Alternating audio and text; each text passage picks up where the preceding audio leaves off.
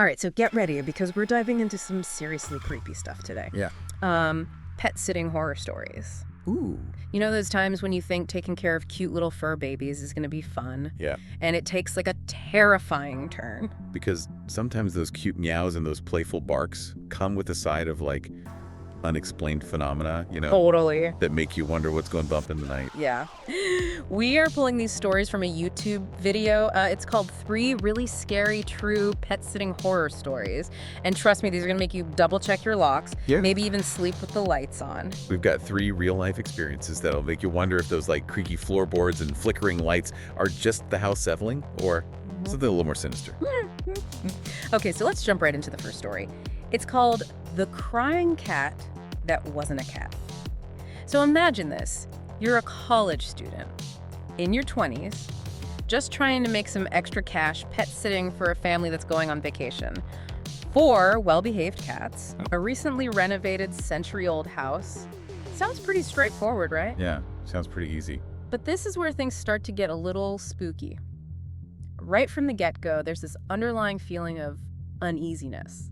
The student's boyfriend even gets a bad vibe from the house and urges them to leave. It's so interesting how sometimes you can just get that feeling about a place, right? Totally. Like your intuition is screaming danger. It's like something's not right. Yeah, it's like an ancient survival mechanism, I think, warning us about potential threats. But our brave pet sitter decides to stay, and at first everything seems fine. But then the weirdness slowly starts to creep in. The TV mysteriously turns on by itself, but it's not playing a show or movie, it's just static. Oh, like that fuzzy, snowy screen. Yeah. That's always a little bit unsettling when Yeah. it's a horror movie. Totally. But then it gets even weirder. The student starts hearing the sound of an infant crying, coming from the basement. Oh my God. Now, being a sensible person, they naturally assume it's one of the cats. Maybe in distress or something. I mean, a crying cat seems way more likely than a ghost baby, right? Right.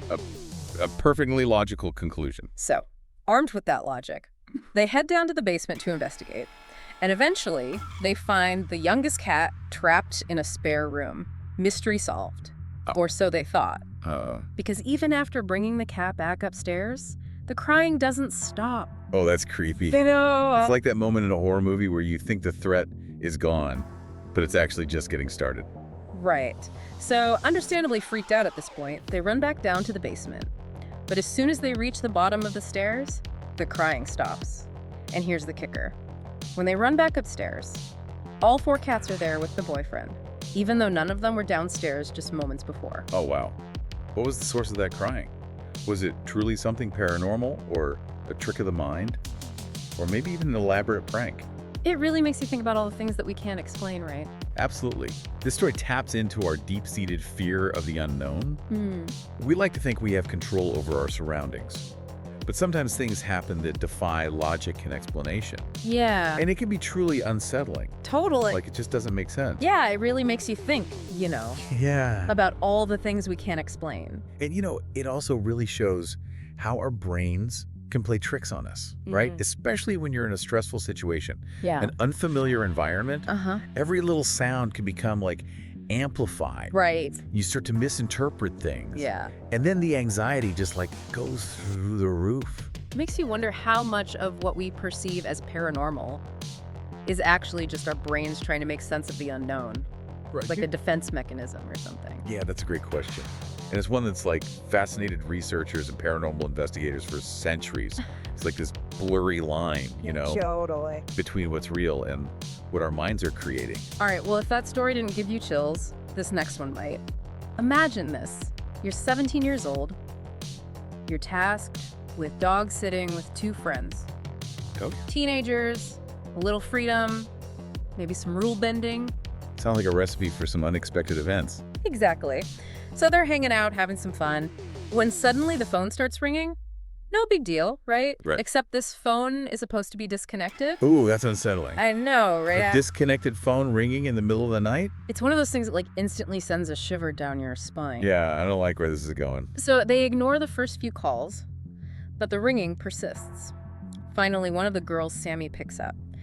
It's a man on the other end, claiming to have found the homeowner's wallet at a gas station about 25 minutes away.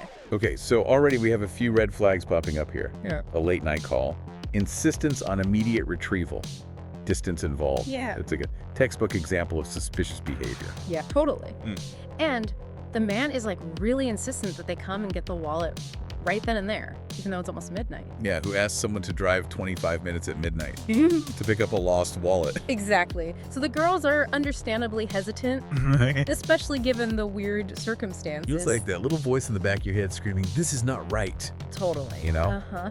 And it's so important to listen to that voice, especially in situations like this. So they eventually convince the guy to let them get the wallet in the morning, and they hang up, but the whole interaction leaves them with this uneasy feeling. Oh, yeah. Like something's just not right. They even grab the dog Yeah. and hole up in a back bedroom just to feel safer. Smart move. Right. Better safe than sorry, especially when your intuition is screaming at you like that. So they try to brush it off as paranoia, fueled by the late hour. But then they hear a noise coming from the kitchen. Wow.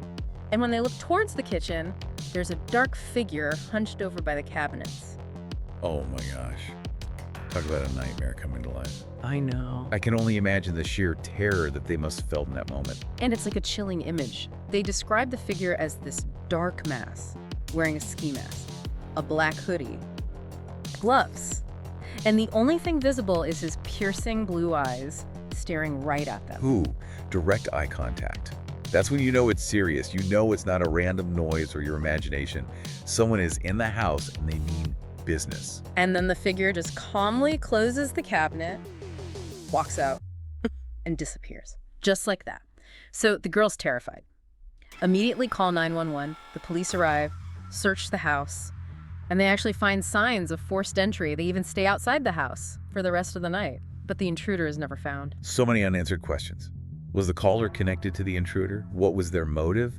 Why the strange behavior of just looking at the girls and leaving? Yeah. It's like a scene ripped straight from a suspense thriller. It's like that feeling of vulnerability, knowing that someone was in the house watching them and they have absolutely no idea who it was or why they were there. It's a feeling that can linger long after the event itself. Yeah, and it really highlights the importance of home security and being aware of your surroundings. Makes you think twice about staying in someone else's home.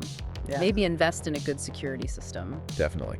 And you know what's also interesting about this story is that it touches on the psychological impact of an experience like that. Yeah. The feeling of violation, the loss of security in a space that's supposed to be safe. Right? It can be incredibly traumatic. It's like a ripple effect. Exactly. The fear and anxiety can extend way beyond the actual event. It's a reminder that while we can't always control what happens to us, we can control how we respond and how we take steps to protect ourselves in the future. So we've seen what can happen when strangers invade our space. But what about when the threat comes from someone we trust? Someone who's supposed to be looking out for our best interests. That's what our final story explores. Buckle up, because this one takes us into slightly different territory. So this time we're following the experience of a veterinary assistant who's pet-sitting a macaw and a cat for the weekend. Pretty straightforward, right? Sounds like a pretty typical pet sitting gig. But there's some rather odd instructions from the homeowner. He specifically requests that the pet sitter stay out of any rooms, besides the guest bedroom and bathroom. That's a little unusual, isn't it?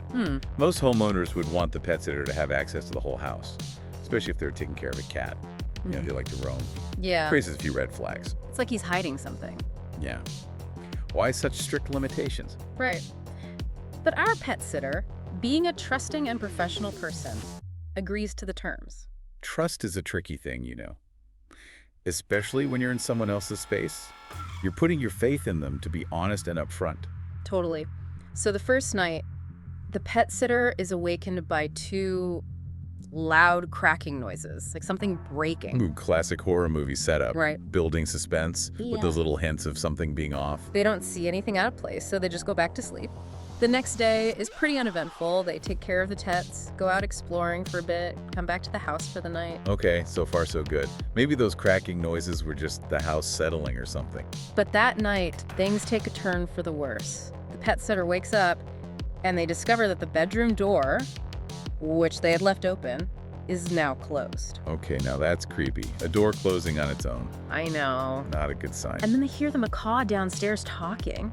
And get this, the bird says, "Daddy's home." Oh my gosh, the owner's supposed to be away, right? Yes, he's not supposed to be back until the next day.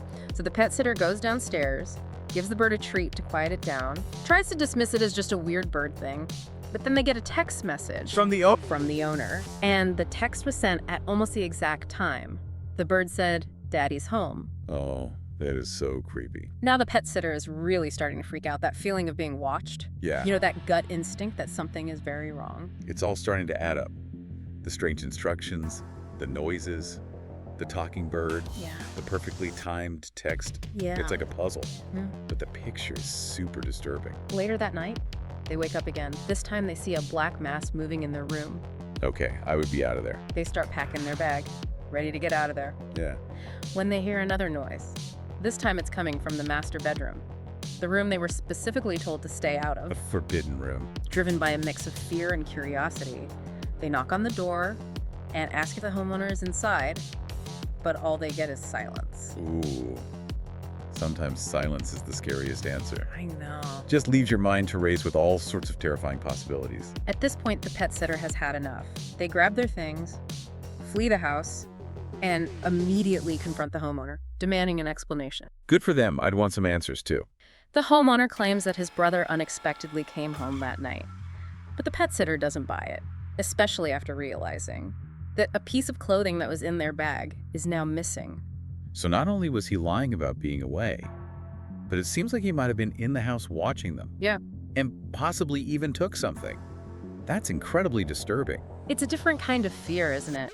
It's not just about the unknown or the supernatural, it's about the violation of trust, that feeling of being betrayed by someone you thought you could rely on. Absolutely. It's a chilling reminder that even in seemingly harmless situations, we need to be aware, trust our instincts, and take steps to protect ourselves. These 3 stories, while terrifying, they offer valuable lessons about personal safety, the importance of intuition, and the complexities of trust. They highlight the often thin line between the ordinary and the extraordinary. The known and the unknown. And they remind us that while we can't always control what happens to us, we can control how we respond and how we prepare for the unexpected. It's been a fascinating deep dive into the world of pet-sitting horror stories. Thanks for joining us on this spooky journey. Until next time, stay curious, stay safe, and maybe leave a light on, just in case.